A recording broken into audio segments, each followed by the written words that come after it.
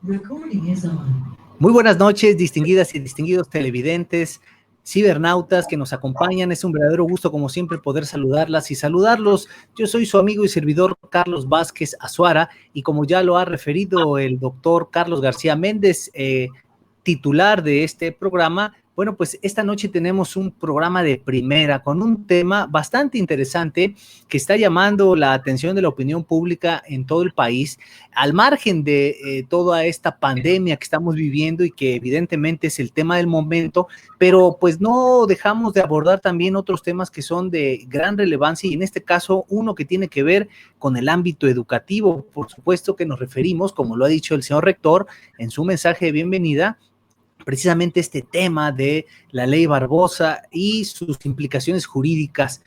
Ha puesto ya a reflexionar a las instituciones de educación superior del sector privado, y bueno, para abordar este tema, esas implicaciones jurídicas, pues tenemos a tres invitados de lujo, verdaderamente personalidades que nos distinguen esta noche y, por supuesto, quienes habrán de compartirnos sus puntos de vista y opiniones, pero al final, como sabemos, la mejor opinión la tienen todas y todos ustedes. Así que, sin más preámbulos, vamos a presentar a quienes hoy nos acompañan, y quiero comenzar dándole la más cordial de las bienvenidas a la maestra Mariela Esther González de la Torre. Ella es catedrática de la Universidad de Jalapa y directora del despacho de consultoría IDEA. Estimada maestra, muy buenas noches, bienvenida, qué gusto tenerte con nosotros. Muchas gracias, doctor. Saludo a mis compañeros panelistas y al auditorio que hoy nos acompaña. Muchas gracias por la invitación. Un verdadero placer, estimada maestra, muchísimas gracias. Y con el mismo afecto también recibimos al siguiente de nuestros invitados, me refiero al doctor José Alfredo Gómez Reyes. Él es investigador nacional del Sistema Nacional de Investigadores del CONACYT, adscrito a la Universidad de Jalapa, y también quien nos ha acompañado de manera frecuente en Noche de Debate. Estimado doctor y amigo, qué gusto tenerte con nosotros. Muy buenas noches. Buenas noches, gracias por la invitación al señor rector, a la Universidad de Jalapa, a ti, amigo, y bueno, un gusto estar esta noche de debate con muchos panelistas bastante reconocidos, con mucha trayectoria, y pues bueno, esperemos que sea una excelente noche de debate. Muchísimas gracias, mi querido doctor Alfredo Gómez Reyes. Y con el mismo agrado recibimos al siguiente de nuestros invitados, el distinguido doctor José Francisco Báez Corona, quien es académico e investigador de la Universidad Veracruzana y la Universidad de Jalapa, y gran amigo, pero además también déjenme comentarles que el doctor Báez Corona, quienes nos han acompañado durante mucho tiempo en este programa, pues originalmente estaba desde este lado de la trinchera de los conductores, pero ahora también como invitado. Es un verdadero honor tenerte. Mi querido Francisco, bienvenido, muy buenas noches. Muchas gracias, estimado Carlos. Como quienes nos precedieron en el uso de la voz, un saludo al doctor García Méndez. Siempre muchas gracias por la invitación y por este espacio, en el cual, como dices, le tenemos mucho cariño por haber participado como fundador ahí en las primeras emisiones. Y ahora, siempre que estamos en la oportunidad de participar como invitado con un distinguido panel como el que nos honra el día de hoy, es un honor participar, y un saludo también al auditorio.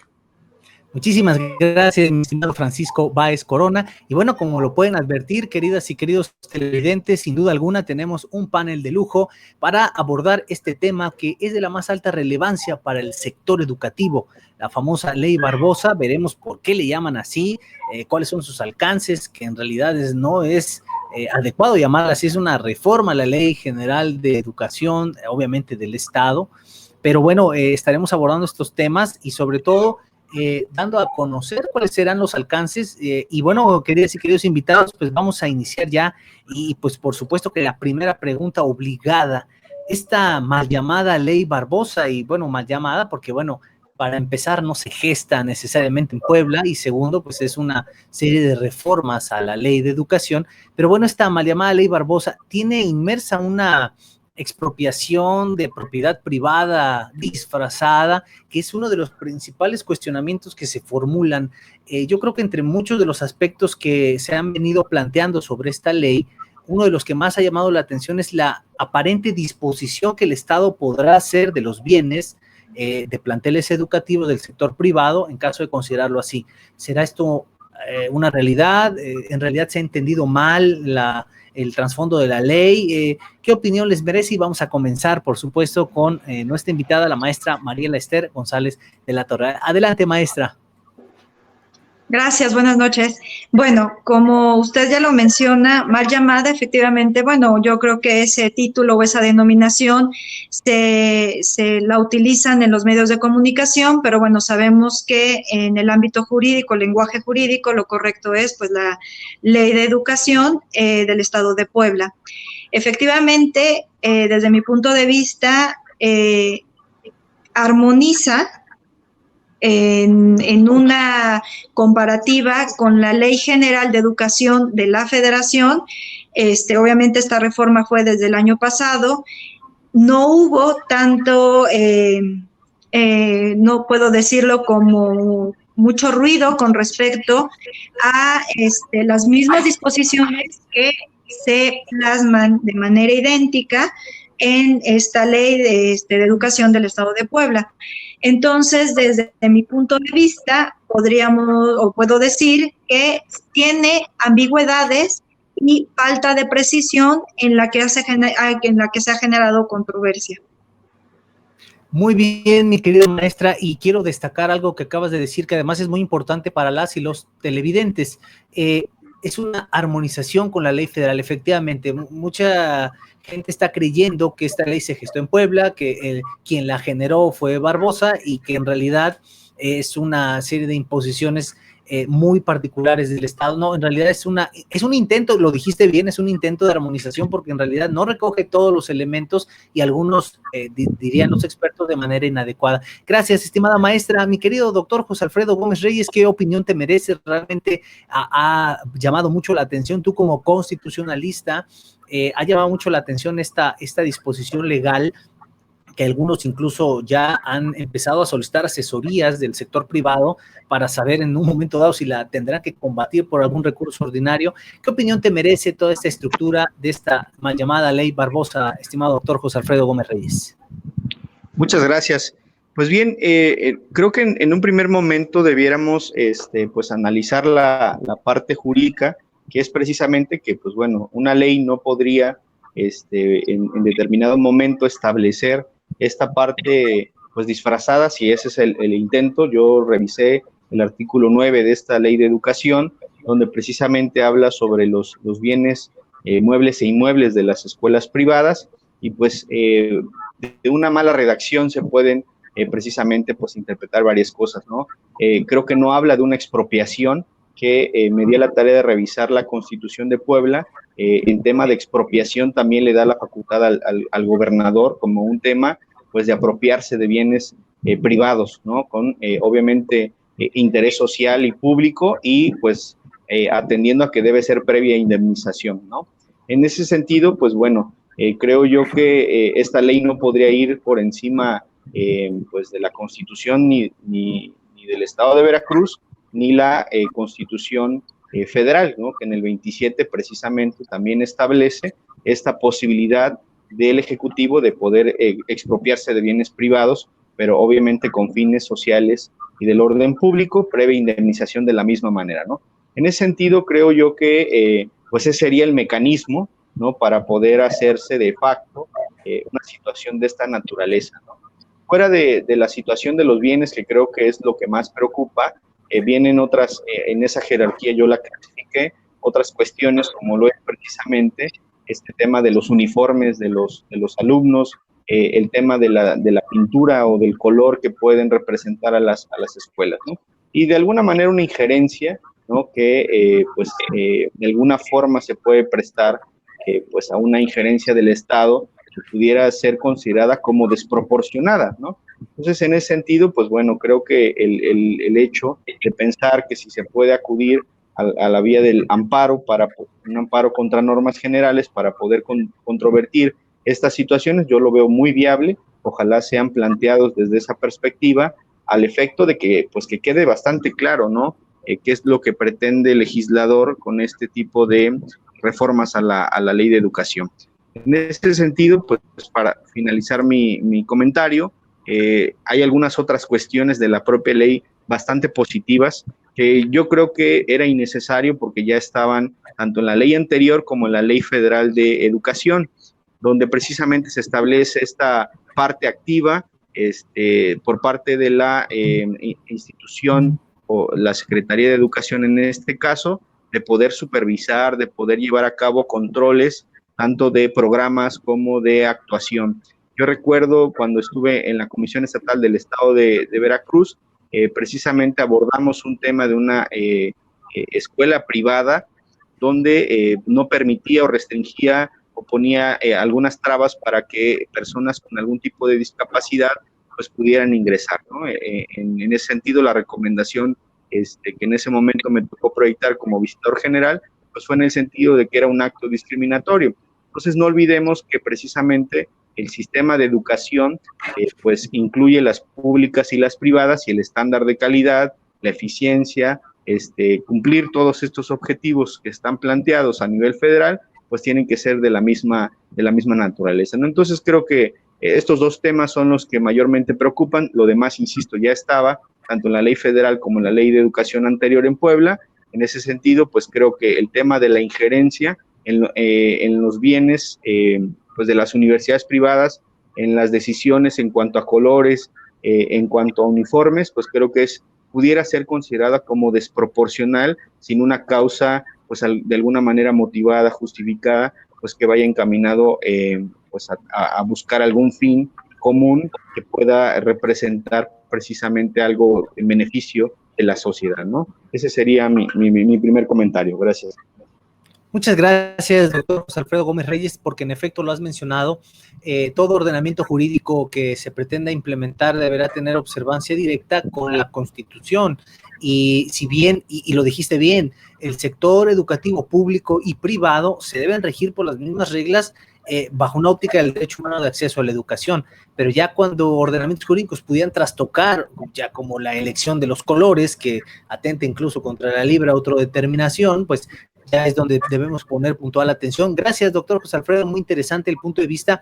Doctor José Francisco Báez Corona, ¿qué opinión te merece todo este contexto? Además, destaco que en tu caso muy particular, tu formación como pedagogo, como doctor en Derecho, fusiona estos dos sectores, tienes experiencia en el ámbito educativo y experiencia en el ámbito jurídico.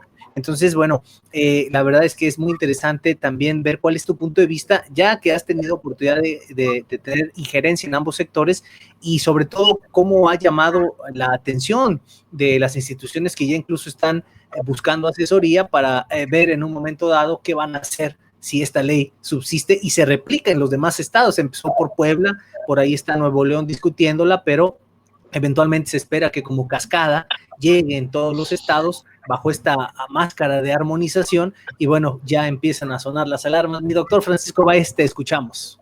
Muchas gracias, estimado Carlos, por los comentarios. Pues me permito coincidir con los panelistas que nos han precedido en el uso de la voz. Como bien comentas, no solamente se espera que haya una serie de reformas en todos los estados, sino que además es una necesidad. Desde mayo de 2019 se reforma el artículo 3º de la Constitución y se constituye lo que se ha llamado como la nueva escuela mexicana. Entre las reformas principales que se dan en esta reforma del artículo 3º de la Constitución Federal es que se destituye o se elimina por completo el anterior sistema de evaluación. Recuerdas que había un organismo autónomo que era el Instituto Nacional de Evaluación Educativa, que aplicaba evaluaciones a los profesores, que si había 3 evaluaciones y no las superaban, se les podía destituir de estar frente a grupo y tal. Entonces, esta reforma, entre otras, que además son importantes, se establecen como nuevos principios para la educación y aspectos pedagógicos relevantes, ¿no? Pero que escapan del tema.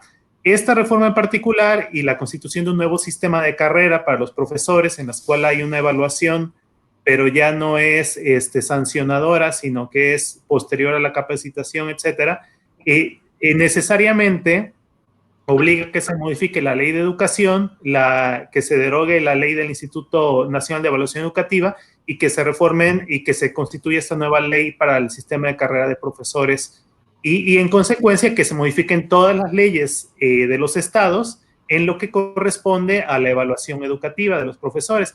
Y este es el proceso que se estaba haciendo en Puebla, ¿no? Y que sin duda se va a hacer en todas las entidades.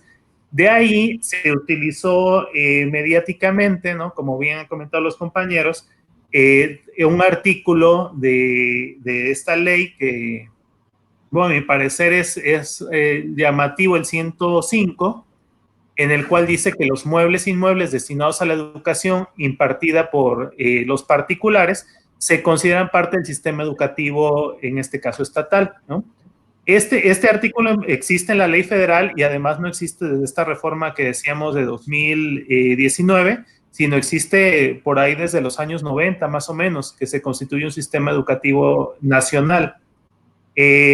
Nosotros que participamos, aunado con el doctor García Méndez en la obtención de registros de validez de estudios como universidad particular, podemos constatar que efectivamente el Estado, como órgano garante de la educación y como órgano regulador de la educación, no solamente te valida planes y programas de estudio, sino que te exige determinadas condiciones para tu inmueble.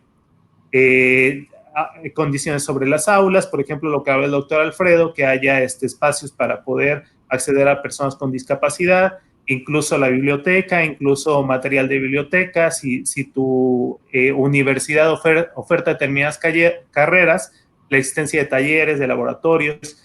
Entonces, a esto se refiere que incluso los particulares, si bien es una propiedad privada, al ofrecer un servicio público como es la educación, tienen en esa propiedad privada que seguir ciertos lineamientos y por lo tanto constituyen parte de un sistema educativo. En otro artículo se definen los participantes del sistema educativo y ahí menciona a los maestros, a los padres de familia, es el 18 de la misma ley, a los alumnos, y eso no quiere decir que los alumnos no los van a expropiar el gobierno, ¿no? Sino que simplemente pues, forman parte de un sistema y en este caso están regidos por algunas reglas. De ahí sí creo que hubo un tema mediático que fue propiciado también por algunas declaraciones de los diputados del Congreso Estatal de Puebla, que al parecer grabados, ¿no? Tras bambalinas, mencionaban, sí, nos vamos a hacer también de la UDLA y de la PAB y vaya, Puebla tiene algunas de las universidades particulares más fuertes a nivel nacional, ¿no? Entonces, en ese sentido, hubo un circo mediático, pero yo creo que no es nada más que eso. Analizando jurídicamente la redacción del artículo y conociendo estos antecedentes, no hay, hay ningún motivo de expropiación, ¿no? Otro tema es lo que mencionaba también el doctor Alfredo, el de los colores y el de los nombres de los planteles, que para no extenderme esto, igual lo dejamos para otra intervención. Muy bien, mi querido doctor Francisco Páez, pues nos has dado también una radiografía bastante importante de lo que representa precisamente todo este contexto y también coincido con el punto de vista, creo que en medios de comunicación se ha exagerado la situación, se ha propiciado una desinformación donde ya instituciones privadas pues creen que es una invitación abierta a quedarse con los planteles y a imponer reglas, cuando en realidad pues debemos entender, y como bien lo han dicho hasta este momento todas y todos en esta noche de debate, pues que es un sistema educativo bajo una serie de normas provenientes de las leyes generales y estatales, pues que tiene que salvaguardar el interés del acceso a la educación de calidad y por tanto, bueno, pues todas las disposiciones tendrán sí, observancia con la Constitución, pero tampoco necesariamente satanizar estas disposiciones. Y en este sentido viene el siguiente cuestionamiento, estimados. Perdón, quisiera nada más porque yo me quedé corta en mi respuesta y quisiera, si me permiten, agregar también con respecto a lo que mencionaba nuestros compañeros panelistas. Adelante. Efectivamente, con respecto a los bienes, bueno, mi opinión es en el siguiente sentido. Como bien lo menciona el doctor, el sistema educativo nacional está definido por la ley como un conjunto de actores, instituciones, procesos, entonces, en donde dice que participan efectivamente diversas personas, instituciones, etcétera. Entonces, el sistema como tal, educativo, debemos entenderlo como este ente multisectorial, digámoslo que en palabras comunes como un programa o un plan en donde participan. Hoy precisamente en el estado de Puebla emiten un comunicado diversas, quiero enlistar como 72 escuelas, entre ellas universidades también privadas, en donde dicen, nos dolemos de esta falta de participación, en donde sí efectivamente, como ustedes lo mencionan, en una casa de comentarios contra estos diputados poblanos, hacen estos comentarios sobre, pero si ustedes lo ven, como mencionó el doctor, forma parte del sistema educativo. El formar parte es esta participación de la que se duele en las escuelas, y en ningún momento vemos que se van a incorporar estos bienes muebles e inmuebles al gobierno del Estado, al patrimonio del Estado. Entonces, efectivamente ha sido como una, se transgiversó la idea, y en realidad en lo que podemos analizar de la ley, pues aunque queda ambigua, efectivamente desde mi punto de vista queda ambigua, falta de precisión, pero no menciona en ningún momento esta incorporación de los bienes inmuebles al Estado. Ya hablaron de la expropiación y obviamente la propiedad privada, que a nivel garante constitucional está protegida en el artículo 3º, en la fracción, si me permiten, en específico 7ª, en donde habla que las universidades e instituciones de educación superior administrarán su patrimonio. Ahí veíamos también uno de los puntos en los que fue atacado, es por qué van a tener injerencia el Estado en esta rendición de cuentas. Punto positivo, porque al final, si hay recursos de la Federación, que en este caso fue en la Ley General de Educación, y en el Estado, si hay participación o recursos que se dan a las universidades, pues como todo se pide esta rendición de cuentas. Entonces, no un punto malo en donde se tenga que esta fiscalización a las instituciones privadas cuando hay este apoyo de recursos estatales, serían en este caso. Perdón, muchas gracias. No, maestra, al contrario, gracias por la precisión, porque además abona a lo que hemos estado advirtiendo en los comentarios de nuestros invitados, y sobre todo destaco la importancia de manejar este tema en voz de expertos, porque efectivamente, lamentablemente, se está difundiendo una idea equivocada, que es una ley arbitraria, e incluso en las curules federales ya se empieza a hacer una invitación para que la Corte revise la constitucionalidad de estas normas, cuando en realidad, aparte de que para ello hay procesos previos, pues indudablemente estamos viendo un proceso de armonización con disposiciones que de por sí ya se encontraban vigentes en la Federación y que hasta este momento nadie había objetado, hasta que las retoma el Estado, que además era una consecuencia lógica, y ahora sí ya se genera este boom, como si el gobernador de Puebla fuera el orquestador de una prácticamente intento de despojo de bienes de las escuelas, y no ha sido así. Adelante, doctor. Ahora, Carlos, de lo que dice la maestra, me surge también el comentario, el participar como particular de un sistema educativo nacional o estatal en este caso, no solamente genera para el particular obligaciones, también le genera derechos. O sea, tú sabes que en este caso la Universidad de Jalapa, por ejemplo, participa del concursos de fondos federales, y por ejemplo el doctor Alfredo es un investigador SNI adscrito a la Universidad de Jalapa, que es una particular, y recibe una beca de un organismo público federal como es el CONACYT. Igual la UAP tiene cantidad de posgrados en el Padrón Nacional, la UDLA, etcétera, que son universidades particulares del estado del que estamos hablando, y lo mismo ocurre a nivel nacional. O sea, es una parte de un sistema que no tiene nada que ver con la expropiación, sino que simplemente formas parte de un servicio educativo a nivel nacional, y no solamente implica obligaciones, implica derechos para los particulares, ¿no?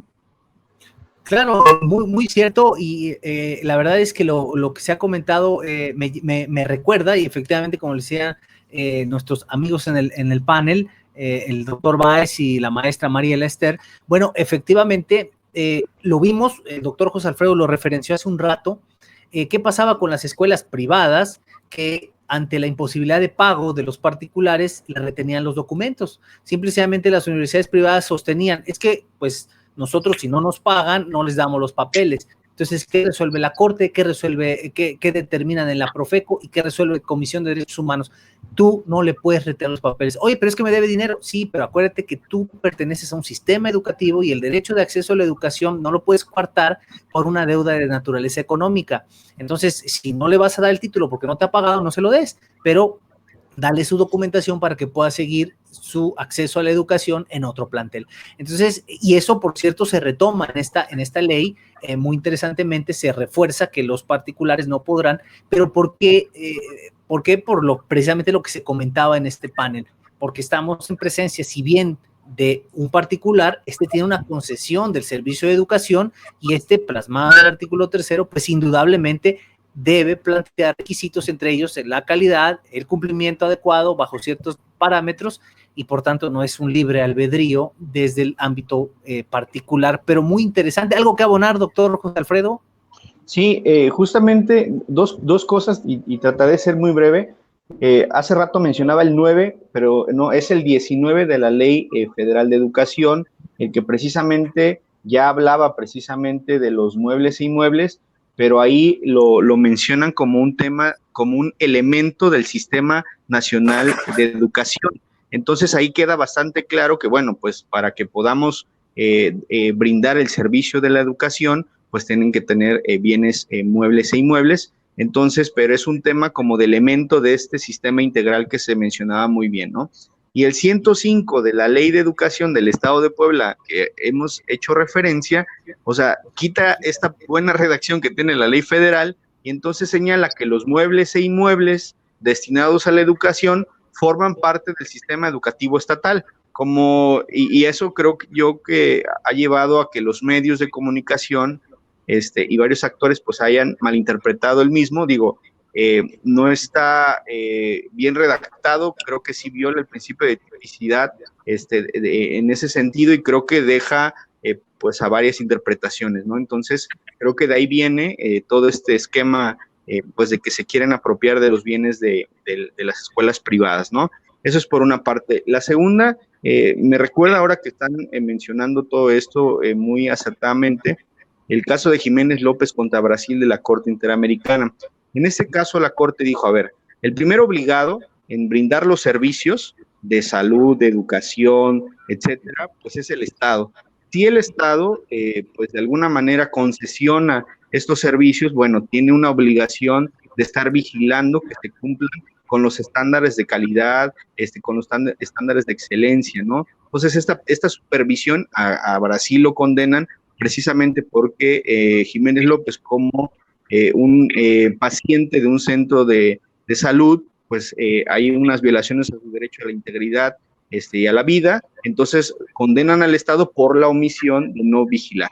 Entonces creo yo que fuera del tema de la retención de documentos, los colores, el uniforme, el tema de los muebles, creo que todo lo demás ya estaba establecido ahora ya en la Ley de Educación del Estado de Puebla, y bueno, creo que eso es positivo, creo que también hay que decirlo, hay cosas positivas, la fiscalización que ya lo mencionaba la maestra, el tema de estar supervisando el cumplimiento a estos estándares de calidad, ¿no? Incluso el 105, respecto específicamente de los muebles, señala que deben de ser de calidad, seguridad, funcionalidad, oportunidad, equidad, que lo traigo a colación por lo que mencionaba hace un momento, de la recomendación que se le hace a una escuela privada en el estado de Veracruz, donde pues no puede bajar los estándares de calidad y sobre todo estar discriminando a las personas con algún tipo de discapacidad y decir, yo soy una escuela privada, no puedo, me reservo el derecho de admisión casi, ¿no? Eso no puede ser porque específicamente pues es un servicio que brinda el Estado, si bien a través de un particular, tiene que estar en esos estándares. Gracias, Juan. Gracias, doctor José Alfredo Gómez Rey. Pues realmente has también abonado de manera muy importante sobre este punto, que estamos coincidiendo en que si bien pudiera haber áreas de oportunidad para estos ordenamientos jurídicos, la realidad es que se ha alarmado más de lo conducente en un estricto análisis de la iniciativa, pues realmente hay una armonización adecuada y pudiera haber áreas de oportunidad. Y esto me lleva a la siguiente pregunta para ustedes. ¿Qué áreas de oportunidad precisamente podríamos ver para mejorar esta ley y qué debilidades más notorias de las ya anunciadas podríamos advertir? Precisamente esto como un ejercicio para la sociedad en todos los estados, porque recordemos que si bien en Puebla se aprueba, está por aprobarse en Nuevo León, esto en cascada deberá de ser una consecuencia lógica, pues se trata de armonizar las disposiciones locales con las ordenanzas nacionales. Luego entonces se espera que Veracruz, por mencionar un ejemplo, tendrá que en su momento hacer las reformas a su ley de educación del Estado y por tanto, ¿cuáles verían ustedes que serían las áreas de oportunidad o los puntos negativos que deberían destacarse para no cometer los mismos errores o en su momento retomar los aciertos? Y empezamos con la maestra, por supuesto, que nos acompaña, Mariela Esther González de la Torre. Gracias. Pues bueno, uno de los puntos aunado a lo anterior es que si efectivamente del 105 se van a hacer estas inspecciones para mejorar en la estructura física los espacios educativos, pues entonces es un punto muy a favor en que se tenga un mejor espacio para el nivel educativo en estos inmuebles. El temor un poco que podría ser es ver qué requisitos mínimos ahora se tiene que cumplir como instituciones privadas, lo pienso, para llegar a esa aprobación por parte de la autoridad. Punto a favor también que veo de la alimentación chatarra. Hemos visto obviamente los programas en contra de la diabetes en niños, obviamente a nivel primaria y secundaria, con las diversas normas que se han emitido también en cuestiones de salud. Entonces, la eliminación de estos tipos de alimentos chatarra y con bastantes endulcorantes o endulzantes que se eliminen, bueno, yo lo veo como un punto a favor también, y por el otro lado, ya lo habían comentado también sobre incrementos, me parece, si lo habían dicho, de incrementos en cuotas, que se pueda hacer como una tasación, no sé si es la palabra correcta, o una estandarización también de las cuotas a que tiene el derecho la institución particular o privada, porque no nos apartemos de la idea también que es un negocio, pero bueno, al final, como usted lo menciona, como una concesión de educación, también podría ser, bueno, más bien lo dejo un poco ambiguo, mi perspectiva es ambigua, podría ser favorable, pero a su vez también, si va a restar la calidad del nivel educativo, pues entonces no sería favorable en ese sentido estandarizar o tratar de vigilar el incremento de cuotas particulares.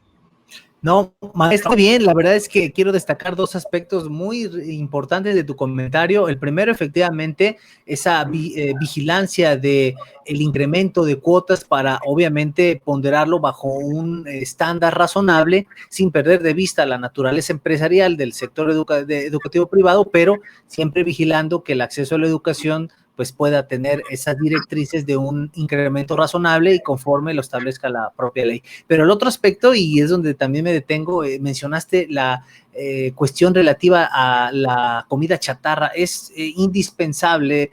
Veracruz y México cursan por niveles de obesidad infantil elevadísimos y niveles de obesidad y diabetes en general. Entonces, una de las políticas públicas de salud se ha encauzado hacia ese rubro y particularmente el sector educativo pues debe vigilarlo y si se puede fortalecer a través de las disposiciones del sector educativo privado, bueno, indudablemente lo aplaudimos. Gracias, estimada maestra.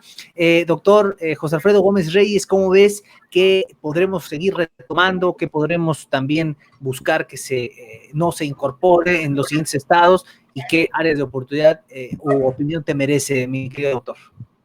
Sí, muchas gracias. Yo creo que como todo en el ámbito de las autoridades, pues siempre tienen que cumplir con los parámetros de motivación, de fundamentación, ¿no? Creo que esta parte, pues de redactar las leyes lo más claras, precisas, entendibles para todos y que no precisamente lleguen a este tipo de problemas mediáticos, ¿no?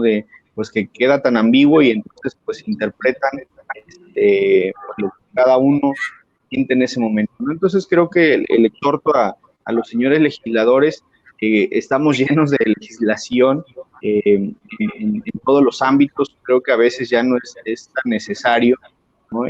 Creo que a veces falta solo voluntad para hacer bien las cosas, ¿no? Creo que si formamos parte de un sistema nacional de educación, pues creo que ahí la Ley Federal de Educación está dando las pautas muy claras, entiendo la parte de los estados libres, soberanos, que deben de tener su propia ley. Creo que si ya la están copiando, porque realmente solo cambian algunos artículos, algunas palabras, entonces pues que realmente se haga una adecuación al Estado, pues que no se preste a estas malas interpretaciones, ¿no? Entonces, esa es por una parte. La otra, creo yo que todo esto, como lo dije hace un momento, pues algunas cosas son positivas, ¿no? Creo que siempre que vaya todo encaminado a dar una mejor educación, a dar educación de calidad, a proteger, en este caso, a los estudiantes, ¿no? Desde qué es lo que comen hasta los programas que se les están impartiendo, si están actualizados, no están actualizados, si realmente se está cumpliendo con esos estándares de calidad, creo que eso es muy positivo, ¿no? Entonces, ojalá que en el estado de Veracruz, pues bueno, se redacte de una manera, como lo dicen estos pensadores de que el legislador es racional, entonces bajo esa premisa, pues se haga acorde, ¿no? Con esos estándares también, pues de una técnica legislativa adecuada. Entonces, ojalá que al momento de que llegue en Veracruz no suceda un tipo de estas cosas y pues que siempre se abone a una de las materias que creo yo son fundamentales para el desarrollo de una sociedad democrática, como es precisamente la educación. Entonces, pues bueno, este sería mi comentario. Muchísimas gracias, doctor Alfredo. Coincidimos contigo ampliamente y sí, vemos que en muchas de las legislaturas aplican esa famosa técnica de las leyes espejo, la misma ley federal, solo que le cambio federación por estado y me sigo, cuando en realidad, bueno, esperemos que la adecuación sea a las necesidades particulares del estado y bueno, ese exhorto, sobre todo en este sector que como bien comentas es crucial para el desarrollo de la nación. Gracias, doctor José Alfredo. Doctor José Francisco Báez Corona, ¿cómo ves este panorama? ¿Qué podremos advertir en la implementación eventual de la reforma, por supuesto en los diferentes estados, en Veracruz particularmente? Y bueno, lo han dicho adecuadamente nuestros invitados, hay áreas de oportunidad, pero también puntos que deberemos ponderar si se cambian o no. Adelante, mi querido doctor José Francisco Báez Corona.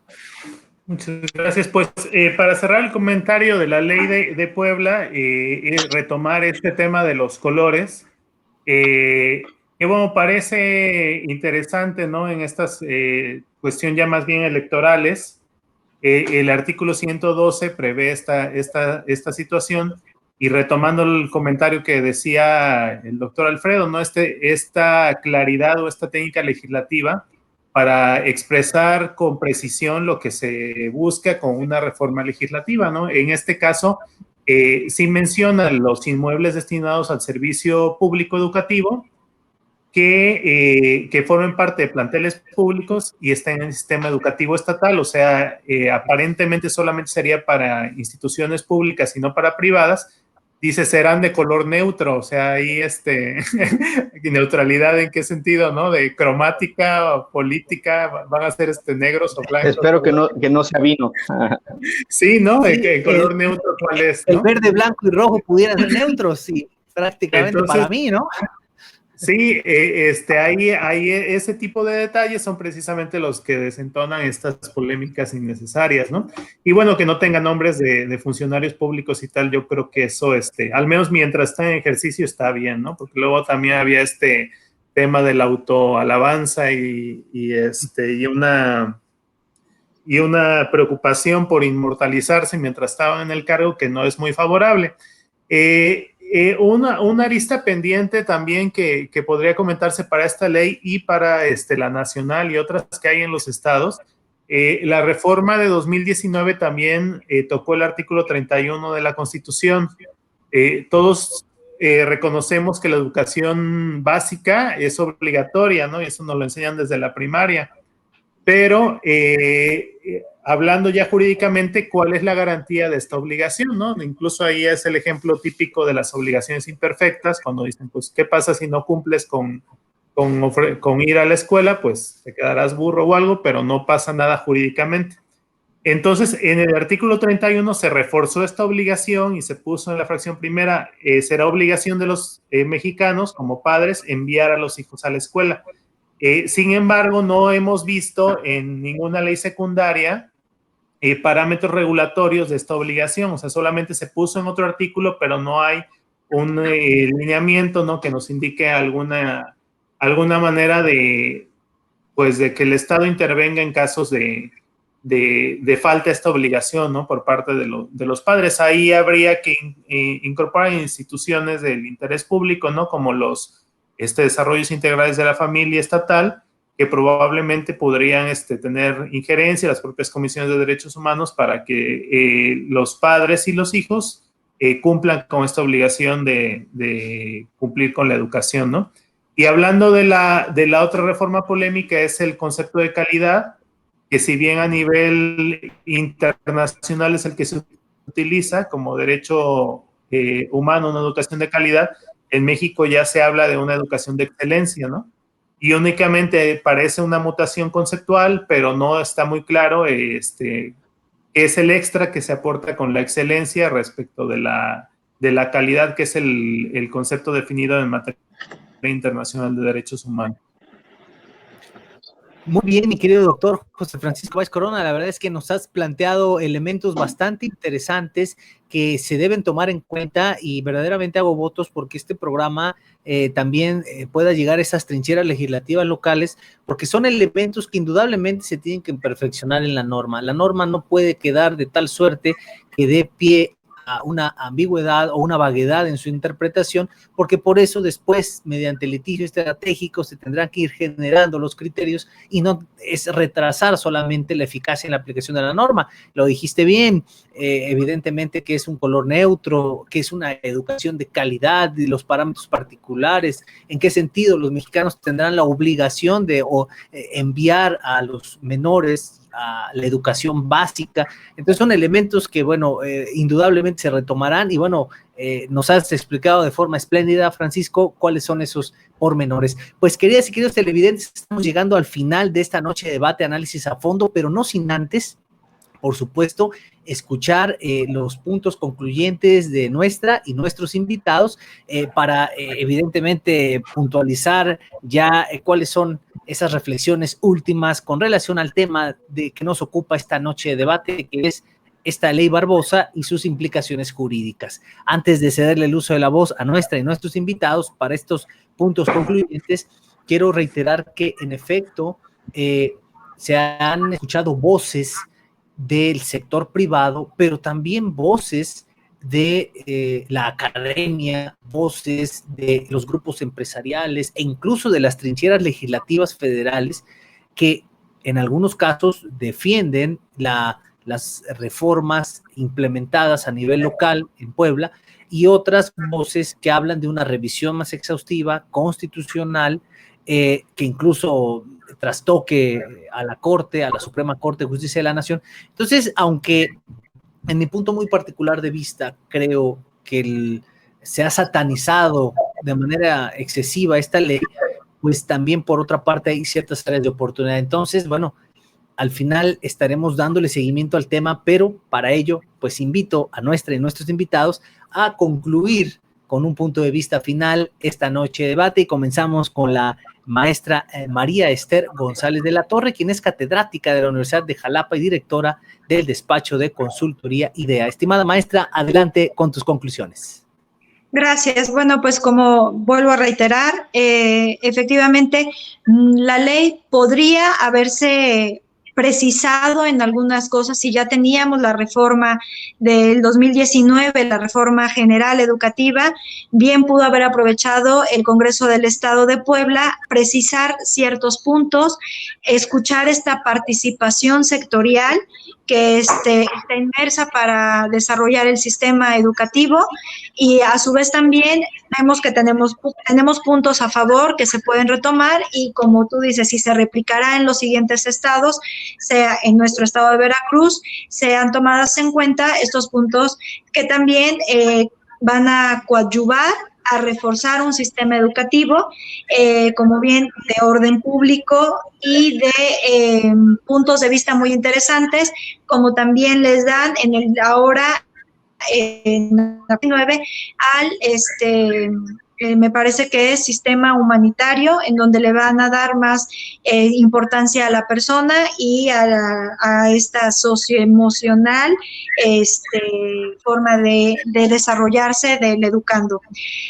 Por otra parte también, bueno, ya es ley, ya está. Posiblemente a veces los modos o las formas es lo que importa. Lamentablemente en declaraciones del gobernador y del Estado de Puebla y en los medios no apoyan a no satanizar esta ley. Podríamos tomar puntos importantes y el punto también muy medular es aclarar que no se está ni nacionalizando ni expropiando los bienes de las instituciones privadas. Con eso yo podría cerrar mi participación. Muchas gracias. Muchísimas gracias, estimada maestra Mariela Esther González de la Torre, por tu brillante intervención. Ella es catedrática de la Universidad de Jalapa y directora del despacho de consultoría IDEA. Gracias por acompañarnos esta noche, estimada maestra. Escucharemos a continuación al doctor José Alfredo Gómez Reyes, académico e investigador en ciencias jurídicas y miembro del Sistema Nacional de Investigadores del CONACYT, adscrito a la Universidad de Jalapa. Estimado doctor José Alfredo Gómez Reyes, ¿con qué cierras esta noche de debate? ¿Cuáles son tus conclusiones? Sí, muchas gracias. Yo creo que el tema de la ley de educación, cuando baje aquí a Veracruz, creo que el punto más importante fuera de todo esto que ya se debatió es el acceso a la educación. Creo que hoy es una realidad que tenemos un alto porcentaje de la población que no tiene garantizado el derecho a acceder a esta educación. Y creo que la contingencia COVID-19 nos dio muestra de ello. Se plantea una educación en línea, se plantea a través de estas tecnologías de la información y problema, no todos tienen acceso a una computadora, a internet, para efectos de poder materializar estas clases virtuales, ¿no? Entonces creo yo que debiera pasar, ya así lo escribí en un artículo, el derecho humano de acceso al internet, me lo publicó una revista en Perú, y precisamente creo que ese es un reto, un planteamiento que debiera tener esta ley de educación en el estado de Veracruz, que garantice precisamente las herramientas, los medios para que el acceso a la educación sea una realidad, ¿sí? Y no una simple ley, un simple derecho en letra muerta en la Constitución, porque pues el derecho humano ahí está y debe ser garantizado, respetado y promovido, ¿no? En ese sentido, una primera conclusión. Y bueno, creo yo que hay, como de la educación, el tema de los derechos humanos pues siempre va a requerir voluntad, ¿no? Y entonces creo yo que en la medida que cada uno pues de nosotros haga bien y lo que le corresponda de la mejor manera, pues tendremos una mejor sociedad. Y es un llamado para todas las autoridades en el ámbito de sus competencias y nosotros como ciudadanos en el mismo sentido, al cumplir en ese sentido el rol que nos corresponda en esta sociedad. Muchas gracias. Muchísimas gracias, estimado doctor José Alfredo Gómez Reyes, académico e investigador en ciencias jurídicas e investigador nacional del Sistema Nacional de Investigadores del CONACYT, adscrito a la Universidad de Jalapa. Te agradecemos también por la gentileza de acompañarnos esta noche. Doctor José Francisco Báez Corona, académico e investigador de la Universidad Veracruzana y la Universidad de Jalapa. ¿Con qué cierras esta noche de debate? ¿Cuáles son tus conclusiones, estimado Francisco? Gracias, Carlos. Pues en primer lugar, sumarnos a los comentarios vertidos por los compañeros, la maestra Marister y el doctor Alfredo, que han sido muy atinados tanto en los vertidos durante el debate como en sus conclusiones, y buscando abonar, reiterar este principio, que creo que era el tema principal del programa. De ninguna manera la ley implica una privatización, expropiación o alguna figura jurídica de índole semejante a los bienes de los particulares que ofrecen servicios educativos en el estado de Puebla, ni lo implicará en ninguna otra entidad estatal, ¿no? Como pensando que se repliquen estas llamadas en otros estados. Cierto que lo que nos falta es tener un poco mayor de tacto político y este tema que es algo por lo que yo he abogado en la investigación, el hacer didáctica la cultura jurídica a los ciudadanos, ¿no? Para que podamos entender este tipo de problemáticas y no caigamos fácilmente en la manipulación mediática, que creo que es el principal problema que se dio en esta reforma. Y por otro lado, hacer votos para que tanto en esta ley secundaria como en las que se den en los estados, se aterricen en la realidad diversos principios muy interesantes que se agregaron al artículo 3º constitucional. Tocaba la maestra María Esther lo de la educación socioemocional, que es otro tema en el cual particularmente me ha interesado, como hablar de un derecho humano también a esta educación emocional de los estudiantes, que se plasme verdaderamente la excelencia como un plus a la calidad como derecho, y diversos principios, este enfoque humanista que también se plasmó en el artículo 3º, pues ahora es la tarea más importante, que es aterrizarlos en las aulas y en la realidad. Se da a través de estas leyes secundarias, se da a través de la reforma a planes y programas, se da a través de la capacitación a profesores, el involucrar a los padres de familia y a los estudiantes. Pero bueno, estos son los primeros pasos y hay que darlos con determinación, con tacto político y con vocación, ¿no? Con voluntad política, como decía el doctor Alfredo, para que lleguen a ser una realidad en el sistema educativo nacional. Muchísimas gracias, doctor José Francisco Báez Corona, académico e investigador de la Universidad Veracruzana y la Universidad de Jalapa. Y aprovechamos el comercial para invitar a nuestras y nuestros televidentes a que te sigan ahí en El Derecho es para Todos, en tu canal, donde efectivamente explicas de manera muy accesible para todas y para todos, pues lo relevante de la ciencia del derecho. Pues bien, queridas y queridos televidentes, de esta manera estamos ya llegando al final de esta noche de debate, análisis a fondo. Particularmente me sumo a lo expresado por nuestra y nuestros invitados, que ha sido muy claro, y sobre todo solo quiero enfatizar, efectivamente no hay ningún trasfondo de expropiación disfrazada de legalidad en esta ley. Evidentemente, si bien hay áreas de oportunidad, en todo momento se está buscando que se garantice el derecho humano de acceso a una educación de calidad, que es obligación tanto para el sector público como para el sector privado. De esta manera nos despedimos, no sin antes escuchar las palabras de cierre y comentarios finales del doctor Carlos García Méndez, rector de la Universidad de Jalapa y conductor titular de este programa, a quien escucharemos en unos momentos más. Mientras tanto, yo me despido, soy su amigo y servidor Carlos Vázquez Azuara, y les recuerdo que ustedes y nosotros tenemos una cita el próximo jueves en punto de las 19 horas para una noche más de debate, análisis a fondo. Que tengan todas y todos una excelente semana. Escuchamos al doctor Carlos García Méndez.